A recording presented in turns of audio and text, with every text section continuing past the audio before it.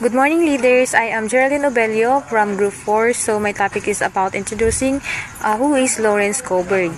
So Lawrence Kohlberg, born on 1927 and died 1987. And she was an American psychologist best known for a theory of moral development. And he expanded on Jean Piaget's work on cognitive development and proposed a 6-stage model to explain how individuals develop moral reasoning. So these stages are grouped into 3 levels. First is the pre-conventional level, second the conventional level, and the last one is the post-conventional level. So the meaning of these 3 levels will be explained by the next reporters. So that's all for my part. Thank you. The stages of Kohlberg's theory. In 1958 dissertation, Kohlberg wrote a theory that now is known as the Kohlberg stages of moral development. These stages explain the developmental of moral reasoning of a child. He created while studying the psychological at the University of Chicago.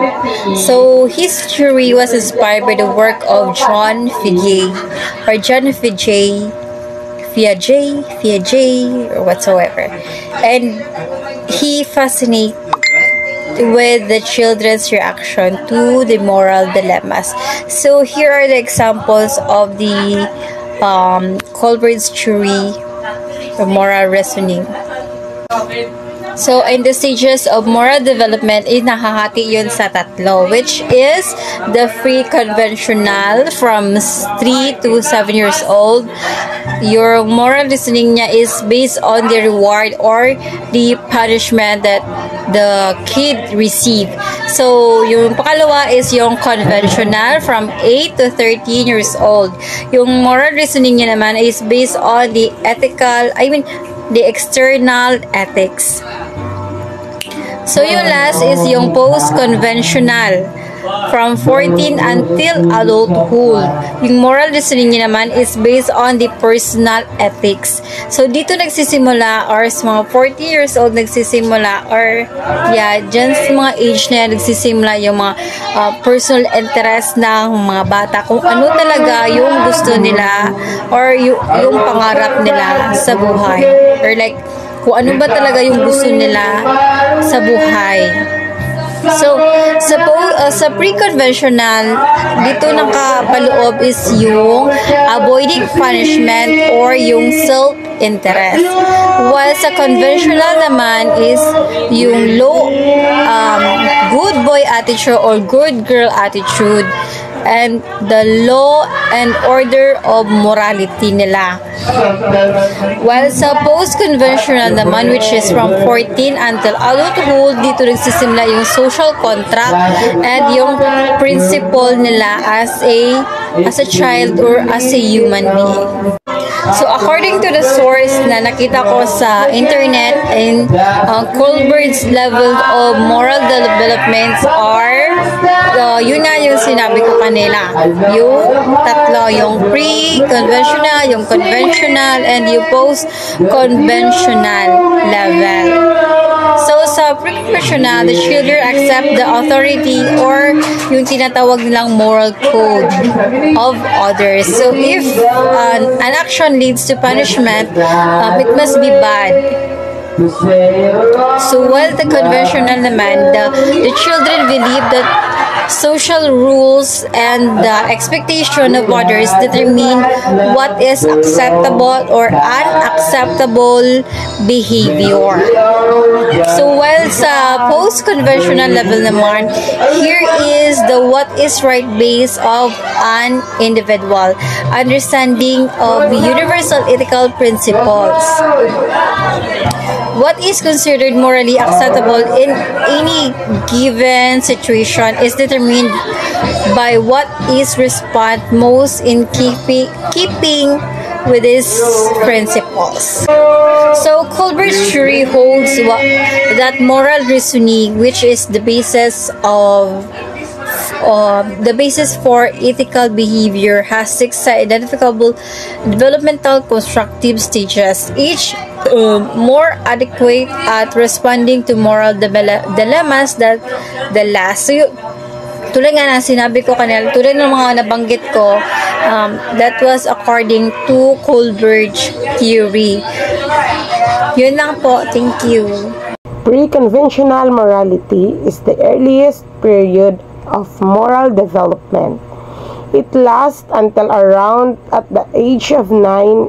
At this age, the children's decisions are primarily shaped by the expectation of adults and consequences of breaking the rules. What happens?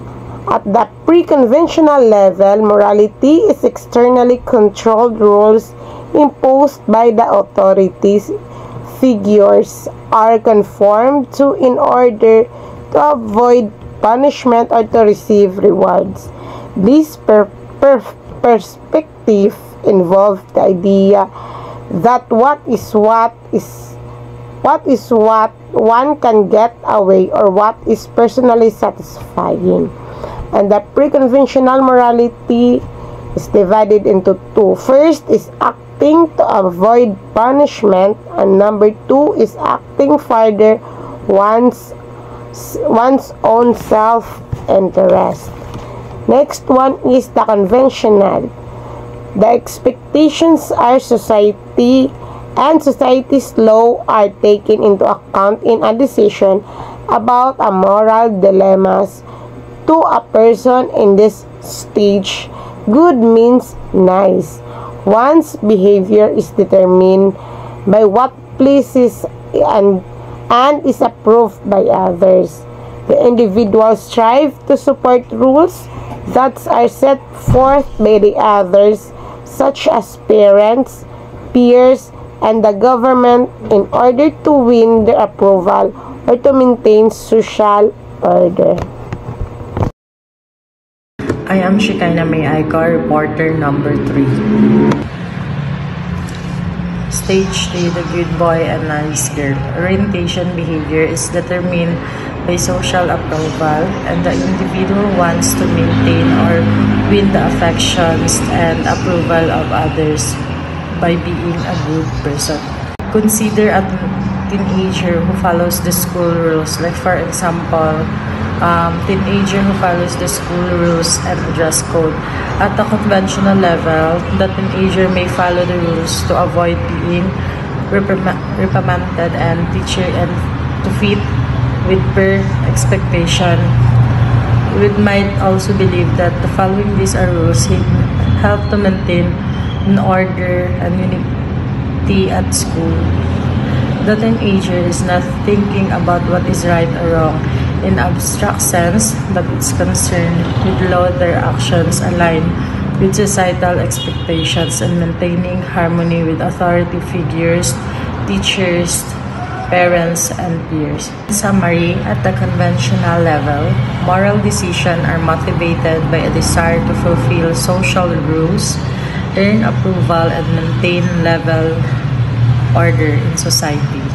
People follow rules because they see them as important for relationship and the smooth functioning of the community, rather than out of person gain abstract ethical principles. This stage highlights a shift from selfish behavior to behavior that is motivated by desire to meet the expectation and norms of others and contribute to a well-ordered society. Law and order orientation. This moral development theory emphasizes the importance of societal rules and laws in guiding behavior. So at this stage, individuals move beyond personal relationships and consider the broader social system. They believe that laws are essential for maintaining social justice and stability It must be followed to ensure society functions effectively. So moral decisions are more based on duty, respect for authority, and that belief that rules preserve harmony and prevent chaos. So this stage reflects a sense of responsibility toward a greater good, prioritizing desire or close personal ties. Level 3 post-conventional or principal level. At the post-conventional level, the individual moves beyond the perspective of his or her own society. Morality is defined in terms of abstract principles and values that apply to all situations and societies. The individual attempts to take the perspective of all individuals. Okay, the post-conventional level or the principal level is the third and highest level in Lawrence Kohlberg's theory of moral development.